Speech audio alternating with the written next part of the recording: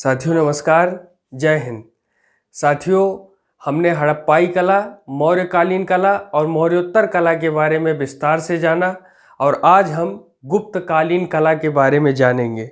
गुप्तकालीन कला, इसको भारतीय वास्तुकला का स्वर्णिम युग कहा जाता है, यानी एक ऐसा युग जिसमें भारतीय वास्तुकला का हम सर्वाधिक विकास देखते हैं। तो गुप्तकालीन कला को क्या कहा जाता है? भारतीय वास्तुकला का स्वर्णिम युग कहा जाता है। चौथी ईस्वी शताब्दी में गुप्त साम्राज्य के आविर्भाव को बहुधा भारतीय वास्तुकला का स्वर्णिम युग कहा जाता है। यद्यपि आरंभिक गुप्त शासक बौद्ध थे और उन्होंने बौद्ध वास्तुकला की परंपरा को जारी रखा, लेकिन मंदिरों की वास्तुकला उत्तरवर्ती जो गुप्त काल आया, इसमें हिंदू शासकों के संरक्षण में बहुत प्रसिद्ध हुआ। इस अवधि में मंदिरों की वास्तुकला अपने शिखर पर पहुंची और इसी प्रकार बौद्ध और जैन कला भी गुप्त काल में अपने शिखर पर पहुंच गए। मुख्य रूप से उत्तरवर्ती गुप्त शासक ब्राह्मणीय शासक थे, फिर भी उन्होंने अन्य धर्मों के लिए उदाहरणीय सहिष्णुता का प्रदर्शन किया। हम जब भी भारतीय वास्तुकला और स्थापत्य कला के बारे में पढ़ रहे हैं तो हम यह देखते हैं कि जो हमारा हिंदू सनातन धर्म है, वैदिक धर्म है, ये बहुत प्राचीन है और सृष्टि की जब से शुरुआत हुई तब से यह हमारे बीच में एक जीवन शैली के रूप में चला आ रहा है और इसमें तरह तरह के विकास हुए, इसे हम देख रहे हैं। अगर हम वास्तुकला के बारे में देखें तो वास्तुकला में गुफाएं सबसे पहले आती हैं। तो गुप्त काल के दौरान गुफाओं का वास्तुशास्त्रीय विकास निरंतर होता रहा। गुफाओं की दीवारों पर भित्ति चित्रों का प्रयोग एक अतिरिक्त विशेषता बन गई। भित्ति चित्रों के सर्वाधिक बेहतरीन उदाहरणों में अजंता और एलोरा की गुफाएं देखे जा सकते हैं। अजंता की गुफाएं, इसके पहले भी आपने अजंता की गुफाओं के बारे में जानकारी अर्जित की। तो अजंता की गुफाएं, अब जो गुफाएं पहले बन गई हैं वो चाहे जिस भी काल आए, उसके जो भी कालखंड आता जाए, वो जो है उसका निर्माण, उसमें जो है कुछ ना कुछ जो है ऐड करना, उसका जो है पुनर्निर्माण करना या उसका साज सज्जा बनाने का काम करना या उसके नक्काशी करना, मतलब सजावट का कार्य करना, ये हर काल में होता आया है। तो अजंता की गुफाएं, अजंता महाराष्ट्र के औरंगाबाद के निकट चट्टानों को काटकर निर्मित की गई गुफाओं की एक श्रृंखला है। इसमें 29 गुफाएं हैं, जिनमें से 25 को विहारों या आवासीय गुफाओं के रूप में प्रयोग किया जाता है, जबकि 4 को चैत्य या प्रार्थना स्थल के रूप में प्रयोग किया जाता है। तो अजंता की गुफाएं ये बहुत फेमस है और हम इसे देखते हैं। तो इस प्रकार से जो है ये की जाती। और भी है बाघ की गुफाएं। बाघ की गुफाएं कहाँ है? ये जो है ये बाघ की गुफाएं मध्य प्रदेश के बाघ नदी के तट पर निर्मित की गई हैं। 9 बौद्ध गुफाओं का यह एक समूह है। यह वास्तुशास्त्रीय रूप में अजंता की गुफाओं के समान ही है। अब हम अगला देखते हैं जूनागढ़ की गुफाएं। जूनागढ़, आपने इतिहास में भी इसको बहुत अधिक सुना होगा कि जूनागढ़ के नवाब की कहानी के बारे में आपने जाना होगा।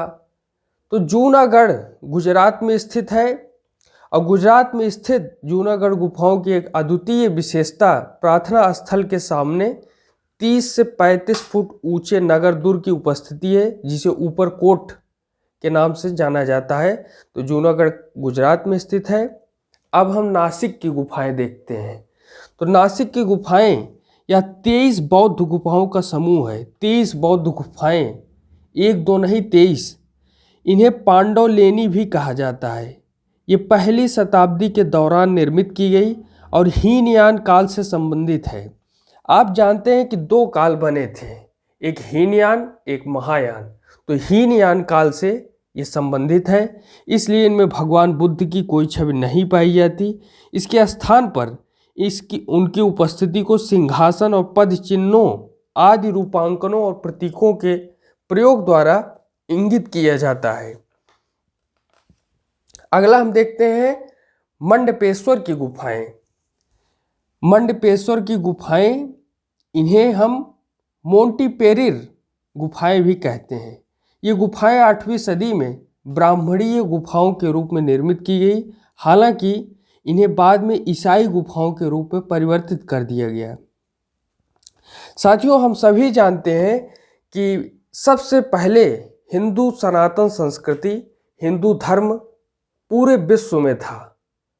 बाद में जैसे जैसे उपदेशक आए, विचारक आए, तो फिर जो है धीरे धीरे करके ईसाई धर्म बना, फिर बौद्ध, मुस्लिम, यानी सभी धर्म हम देखते हैं कि उनका जो विकास है वो हिंदू धर्म, जो कि सदियों से चला आ रहा है, सृष्टि की जब से उत्पत्ति हुई है, ये जो है इसमें जो है धीरे धीरे जो है आगे अन्य धर्मों ने, अन्य उपदेशकों के द्वारा जो है ये रूप लिया, अन्य अन्य रूप। तो हम इसे देखते हैं तो ईसाई गुफाओं के रूप में मंडपेश्वर की गुफाओं को परिवर्तित कर दिया गया। स्तूप को देखें तो गुप्त काल के दौरान स्तूपों का निर्माण होना कम हो गया। धमेक स्तूप, ये एक स्तूप का नाम है, इस काल में विकसित स्तूपों का एक उत्कृष्ट उदाहरण है। तो हम इसमें स्तूप में देख सकते हैं कि ये धमेक स्तूप, ये गुप्तकालीन कला का एक प्रमुख उदाहरण है। तो हमने देखा कि भारतीय वास्तुकला के स्वर्णिम युग में वास्तुकला में हमने गुफाएं देखी, अजंता की गुफाएं देखी, बाघ की गुफाएं देखी, जूनागढ़ की गुफाएं देखी, नासिक की गुफाएं देखी, मंडपेश्वर की गुफाएं देखी, और स्तूप के बारे में भी हमने देखा। अब हम देखते हैं कि मूर्तियां, जिसमें हमें सबसे प्रमुख सुल्तानगंज के बुद्ध की मूर्ति मिलती है, इसके बारे में क्या विशेषताएं हैं। तो गुप्त काल के दौरान सारनाथ के आसपास मूर्तिकला की एक नई शैली विकसित हुई, और इसकी विशेषता क्रीम रंग के बलुआ पत्थर तथा धातु का प्रयोग, ये बातें हम देखते हैं। इस शैली की मूर्तियां विशुद्ध रूप से वस्त्र पहने हुए होती हैं, और इनमें किसी भी प्रकार की नग्नता नहीं थी। बुद्ध के सिर के चारों ओर निर्मित आभा मंडल गहनता पूर्व अलंकृत किया गया है। जो सुल्तानगंज के बुद्ध की मूर्ति की ऊंचाई है वो 7.5 फुट ऊंचाई बताई गई है। तो आपने देखा होगा कि मूर्तियों में एक आभा मंडल तैयार किया जाता है, एक आभा मंडल इस तरीके से तैयार किया जाता है। तो ये आभा मंडल दिखाता है कि उन्होंने जो त्याग किया है, जो तपस्या की हुई है, वो उनके चारों ओर एक गहन शक्ति के रूप में हमें दिखाई पड़ता है। तो इसका भी जो है वर्णन हमें गुप्तकालीन कला में मूर्तियों के माध्यम से पता चलता है। अब हम मंदिरों की वास्तुकला के बारे में जानें। तो मंदिरों की वास्तुकला, इसे 5 चरणों में विभाजित किया गया है। आप देख रहे हैं प्रथम चरण, जिसका प्रमुख उदाहरण है कि सांची में निर्मित मंदिरों की संख्या 17। तो प्रथम चरण की प्रमुख विशेषताएं यह थी कि मंदिरों में सपाट छत होती थी, मंदिरों का आकार वर्गाकार होता था, मंडप को उथले स्तंभों पर निर्मित किया जाता था, और संपूर्ण संरचना को कम ऊंचाई के मंचों पर निर्मित किया जाता था। तो हम देखते हैं कि सांची स्थित मंदिर संख्या 17 मंदिरों की वास्तुकला के प्रथम चरण का उदाहरण है। अब हम द्वितीय चरण के बारे में देखें, जिसका एक प्रमुख उदाहरण हमें मध्य प्रदेश में नचना कुठारा का पार्वती मंदिर, बहुत फेमस है पार्वती मंदिर नचना कुठार का। तो इस चरण में निर्मित मंदिरों में अधिकतर विशेषताएं पूर्व चरण की ही बनी रही, यानी प्रथम चरण की, और मंच वेदी अधिक ऊंचे या उभार प्रदान किए गए होते थे, यानी जो प्रभु की मूर्ति लगती थी वो काफ़ी ऊंचाई पर, उसको जो है मंच जो है वेदी अधिक ऊंचे या उभार प्रदान किए गए होते थे। कहीं कहीं 2 मंजिला मंदिर के उदाहरण भी प्राप्त हुए हैं। इस चरण का एक और महत्वपूर्ण संयोजन गर्भगृह के चारों ओर ढका हुआ मार्ग था। इस मार्ग को प्रदक्षिणा पथ के रूप में प्रयोग किया जाता था। आप देखते हैं बड़े बड़े मंदिरों में प्रदक्षिणा लेने के लिए चारों तरफ जो है बनाया जाता है। तो प्रदक्षिणा में एक ओर की तरफ नहीं जाए, उसके चारों ओर जो है, ताकि परिक्रमा किया जा सके। और हम इसका जो है गुप्तकालीन कला में द्वितीय चरण में इसका उदाहरण ये पार्वती मंदिर देख रहे हैं, नचना कुठारा का। अब तृतीय चरण देखते हैं। तो इस चरण में सपाट छतों के स्थान पर शिखरों का उद्भव हुआ। यद्यपि वे अभी भी बहुत कम ऊंचाई के थे, लगभग वर्गाकार अर्थात वक्र रेखीय थे। मंदिर को बनाने की पंचायतन शैली आरंभ किया गया। दशावतार मंदिर देवगढ़ इसका प्रमुख उदाहरण है। अगर चतुर्थ चरण की बात करें तो इस चरण में मंदिर लगभग एक जैसे थे। एकमात्र अंतर यह हुआ कि मुख्य मंदिर अधिक आयताकार हो गया। सोलापुर का तेर मंदिर ये बहुत ही फेमस है। ये जो है चतुर्थ चरण का उदाहरण है। पंचम चरण में हम उदाहरण के रूप में राजगीर का मनियार मठ देखते हैं। इस चरण में बाहर की ओर उथले आयताकार किनारों वाले वृत्ताकार मंदिरों का निर्माण आरंभ हुआ। इससे पहले के चरणों में से सभी विशेषताएं भी पूर्ववत जारी रही, ज़्यादा परिवर्तन नहीं आया। पंचम चरण में भी प्रथम, द्वितीय, तृतीय और चतुर्थ के बाद भांति ही मंदिरें बनाई गई।